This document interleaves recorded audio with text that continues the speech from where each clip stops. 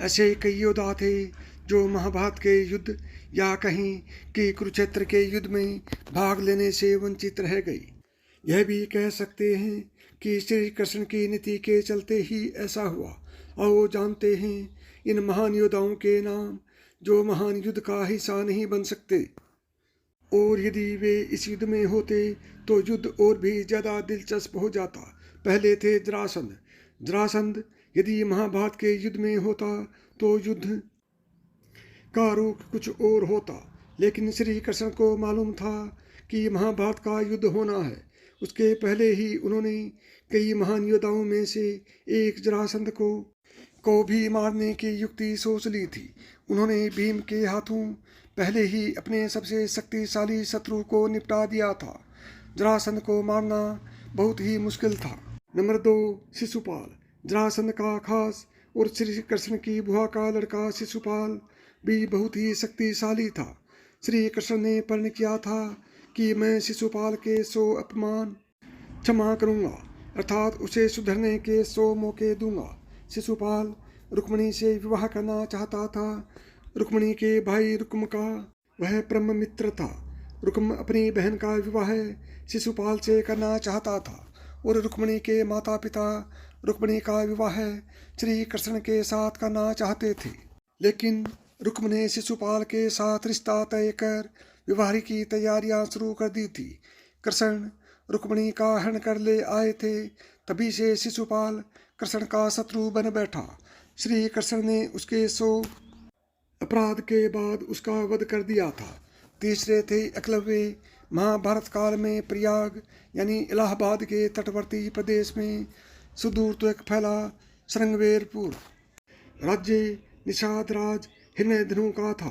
गंगा के तट पर अवस्थित श्रृंगवेरपुर उसकी सुदृढ़ राजधानी थी। हिरण्यधनु की मृत्यु के बाद एकलव्य वहां का राजा बना। विष्णु पुराण और हरिवंश पुराण के अनुसार एकलव्य अपनी विस्तारवादी सोच के चलते जरासंध से जा मिला था। जरासंध की सेना की तरफ से उसने मथुरा पर आक्रमण करके एक बार यादव सेना का लगभग सफाया कर दिया था। बाद में उसका युद्ध श्री कृष्ण से हुआ और वह मारा गया। नंबर 4, बलराम। भगवान कृष्ण के बड़े भाई बलराम ने श्री कृष्ण को कई बार समझाया कि हमें युद्ध में शामिल नहीं होना चाहिए, क्योंकि दुर्योधन और अर्जुन दोनों ही हमारे मित्र हैं। ऐसे धर्म संकट के समय दोनों का ही पक्ष न लेना उचित होगा। बलराम जी शिविर में जाकर दुर्योधन से कहते हैं कि अब जिस तरफ कृष्ण हो उसके विपक्ष में कैसे जाऊं। भीम और दुर्योधन दोनों ही मुझसे एकदा सीखी है, दोनों ही मेरे शिष्य हैं, दोनों पर मेरा एक जैसा स्नेह है। इन दोनों कुरुवंशियों को आपस में लड़ते देखकर मुझे अच्छा नहीं लगता, अतः मैं तीर्थयात्रा पर जा रहा हूँ। चटे थे काल यवन। पुराणों के अनुसार जरासंध ने 18 बार मथुरा पर चढ़ाई की, 17 बार वह असफल रहा। अंतिम चढ़ाई में उसने एक विदेशी शक्तिशाली शासक काल यवन को भी मथुरा पर आक्रमण करने के लिए प्रेरित किया। काल यवन की सेना ने मथुरा को घेर लिया। उसने मथुरा नरेश के नाम संदेश भेजा और युद्ध के लिए 1 दिन का समय दिया। श्री कृष्ण ने उत्तर में भेजा कि युद्ध केवल कृष्ण और काल यवन में हो, सेना को व्यर्थ क्यों लड़ाएं। काल यवन ने स्वीकार कर लिया। कृष्ण और काल यवन का युद्ध हुआ और कृष्ण रण की भूमि छोड़कर भागने लगे तो काल यवन भी उनके पीछे भागा। भागते भागते कृष्ण एक गुफा में चले गए। काल यवन भी वहीं घुस गया। गुफा में काल यवन ने एक दूसरे मनुष्य को सोते हुए देखा। काल यवन ने उसे कृष्ण समझकर कसकर लात मार दी और वह मनुष्य उठ पड़ा। उसने जैसे ही आंखें खोली और इधर उधर देखने लगा, तब सामने उसे काल यवन दिखाई दिया।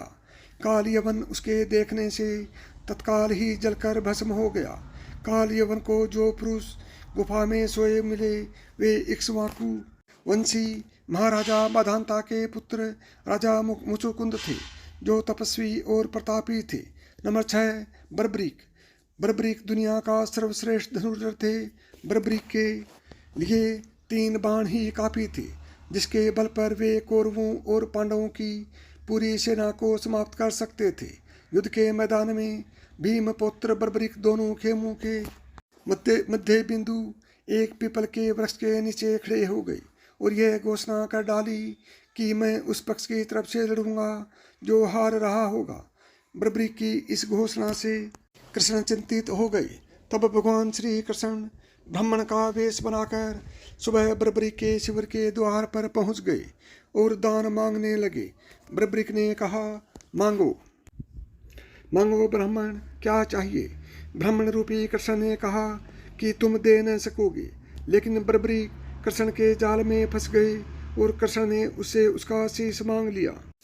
बर्बरिक द्वारा अपने पितामह पांडवों की विजय हेतु स्वेच्छा के साथ शीश दान कर दिया गया।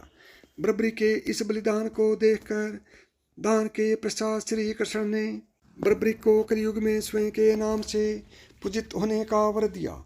आज बर्बरिक को खाटू श्याम के नाम से पूजा जाता है। जहाँ कृष्ण ने उसका शीश रखा था उस स्थान का नाम खाटू है। इसके अलावा पौंड्रक, नरकासुर जैसे कई और भी योद्धा थे जिन्होंने युद्ध में भाग नहीं लिया था, अन्यथा युद्ध का चित्र कुछ और ही होता। तो साथियों, यदि आपको यह कहानी पसंद आई हो तो अभी मिथांश की कहानियाँ यूट्यूब चैनल को सब्सक्राइब करें। जय श्री कृष्ण।